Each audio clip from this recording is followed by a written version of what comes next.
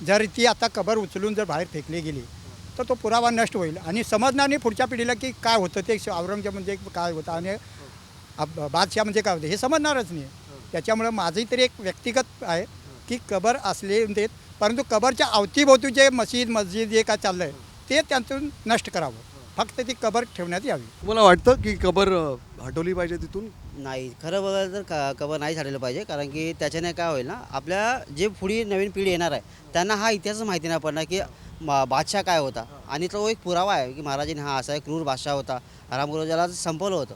ते असलं पाहिजे. हां, ते भोवतीला जे मस्जिदचं काम चालू आहे किंवा बाकी जे इलिगल चालू आहे ते हटवलं तर चांगली गोष्ट आहे. नाही काढली पाहिजे, कारण की लोकांना कळलं पाहिजे की त्या हरामखोराला इथं गाडला गेला आहे. तो महाराष्ट्रात आलेला मराठा साम्राज्य उद्ध्वस्त करायला, पण ते मराठ्यांनी करून दिलं नाही आणि ते कोणालाही जमणारही नाही.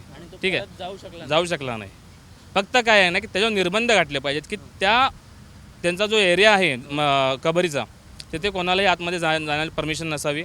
कोण तिथे जाऊन तिथे पाया पडायची गरज नाही का, तो काय मोठा हे लागून गेला नाही आहे, आरामखोर माणूस होता तो. ठीक आहे, आणि त्याच्या आजूबाजूला जे काही आहे तिथे फक्त ना ओसाड जमीन ठेवली पाहिजे. लोकांना कळलं पाहिजे की इथे ओसाड काय आहे, कारण की इथे एक हरामखोर माणूस गाडला गेला हे लोकांना कळलं पाहिजे येणाऱ्या पिढीला. बस.